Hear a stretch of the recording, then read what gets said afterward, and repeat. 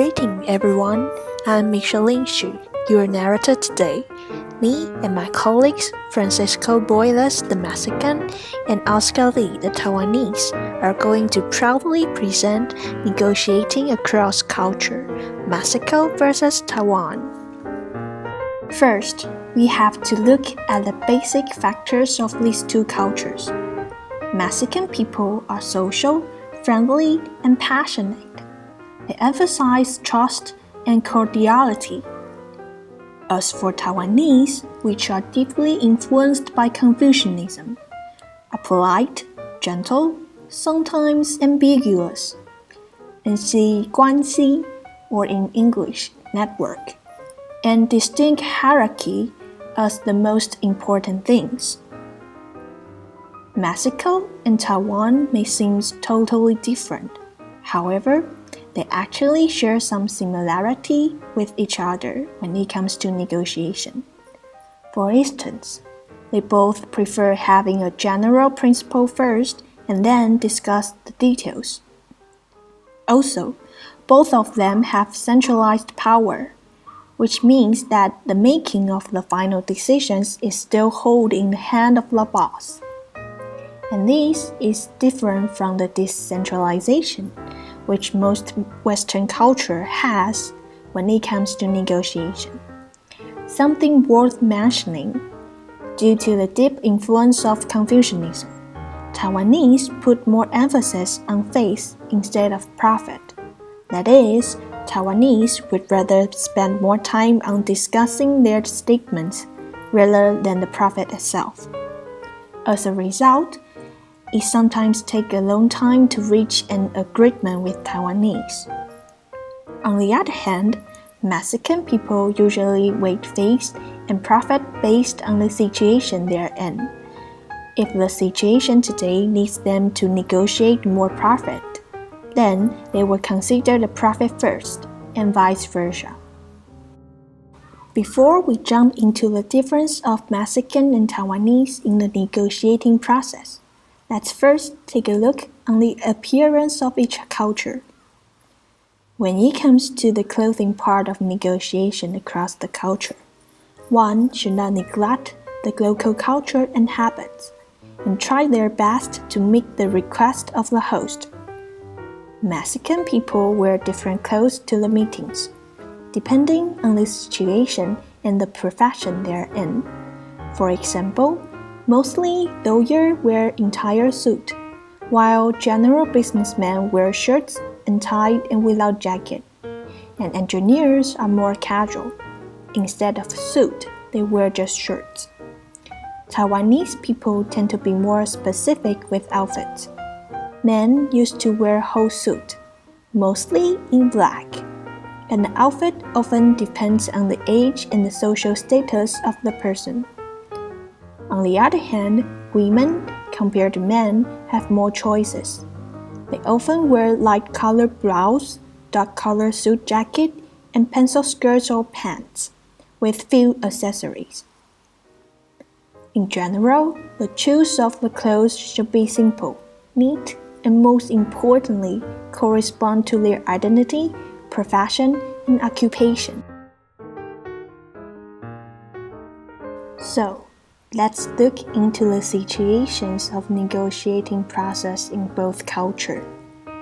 First situation, greeting. Mexican and Taiwanese people share some similarity on greeting others. They shake hands and often along with changing business cards.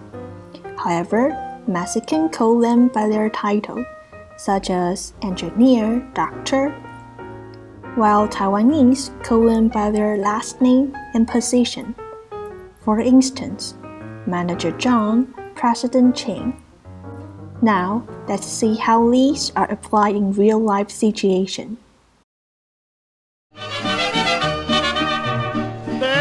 Sierra Morena, cielito lindo, vienen bajando.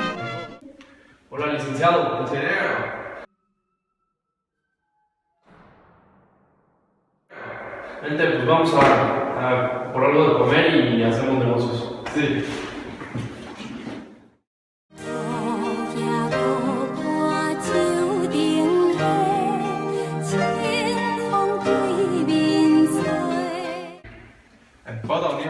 李董你好，假爸爸茶吧。啊，等等，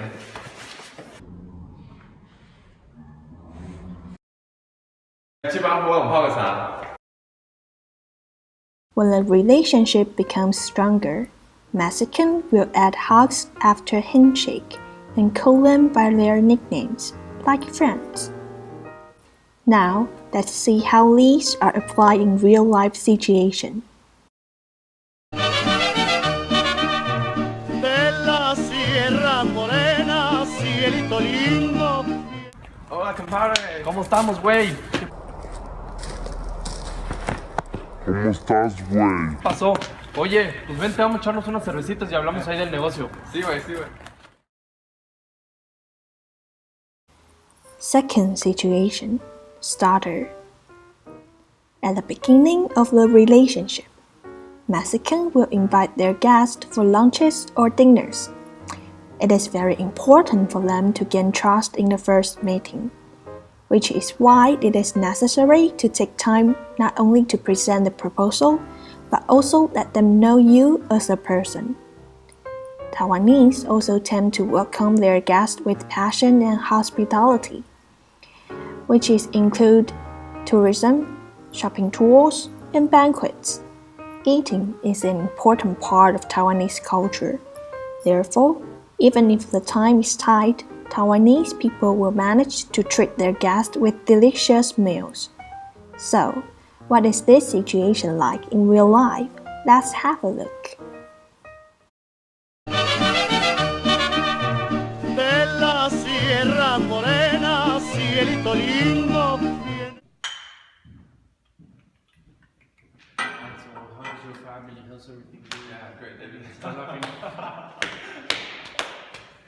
Yeah, so yeah, thank you for coming. Yeah. 路也无伴秋顶下，清风对。 You see that's Maria Plaza. amazing. Yeah, this is Yeah, so. and, And what else? and then that's the casino. Oh, I love it. Third situation, meetings. Mexican tend to arrange other time in the office after they finish the social part. And not until they are in the office do they sign the contract or make formal negotiation about the details. In meetings, Taiwanese prefer to be ambiguous. They don't like direct or tough interaction. So, they usually respond ambiguously and vaguely, or shift the focus by asking others' opinions. Situation number 4, long-term relationship. In order to maintain long-term relationship with their customers, Mexican will visit at least 2 or 3 times a year. Also, inviting guests to home makes a more intimate relationship. As for Taiwanese, the businessmen like to arrange some outside activities, such as playing golf, or, as I mentioned, the importance of eating, banquets, so as to build long-term relationship with their clients. Last but not least, the special things. Beside the 4 situations I just mentioned, there are some special things in the negotiation culture of Mexican and Taiwanese, which might be a little bit strange and weird in the eyes of other cultures. For Mexicans, they never say no. If they don't agree with you, they just say maybe or I'll think about it. Yet, the listener needs to know that it is the implication of rejection. As for Taiwanese, there's one thing that might be very different from other cultures. Normally, Western people regard family situation, body condition, income, and even ages as taboos of the conversation. However, Taiwanese consider these things as good dialogue subjects, so as to know others deeper and better. And of course, no matter what subjects, Taiwanese people will be gentle, humble, and polite. So next time, if you are asked if your family is okay or not by Taiwanese people, please don't be offended. They're just being polite. So, do you enjoy our demonstration? Here's another one. De la Sierra Morena, cielito lindo. ¿Qué te parece? Sí es buena idea, la verdad, pero déjame checarlo ahí bien con mis trabajadores y mañana te doy una respuesta. Sí. 高呀高挂九顶黑，青哎，你老婆最近怎么样？嘿好，哎，你家狗呢？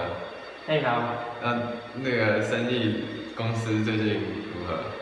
嘿好。哦，好。 In addition, network is highly emphasized in Taiwanese culture. There is one saying in Chinese, 没关系就是有关系，有关系就是没关系, which literally means if you don't have relation with other, then that's a matter. If you have relation with other, then it doesn't matter.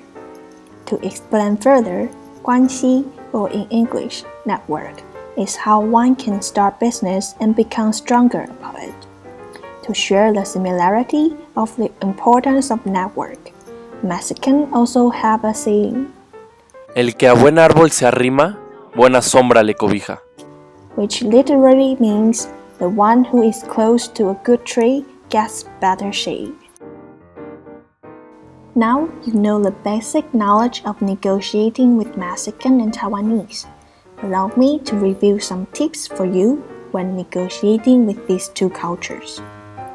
For Mexicans, invite them to meals to gain trust. Do the formal things in the next meeting in the office. To maintain long-term relationship, visit them 2 or 3 times a year. And remember that never say no. Keep in mind that uncertainty is a sign of rejection. For Taiwanese, treat them with tourism, shopping tour, or local delicacy. Do not interact with them too directly or too rough. Arrange some outside activities to sustain the relationship. And remember, eating is very important to them. All in all, as I have explained, every country has different ways of negotiating. In a cross-cultural negotiation, the importance of knowing how they negotiate in their countries cannot be overemphasized. If not careful, there can be misunderstandings that could result in ruining your negotiation. You can even offend the other companies even though you did something that for you was completely normal. Cultures are different all over the world, and nowadays it is very common to take your business abroad. So, it is essential to get to know how to negotiate across different cultures. Once knowing how the opposing side thinks, your business should not be far away from success. I hope you enjoyed our presentation, and thank you for your attention.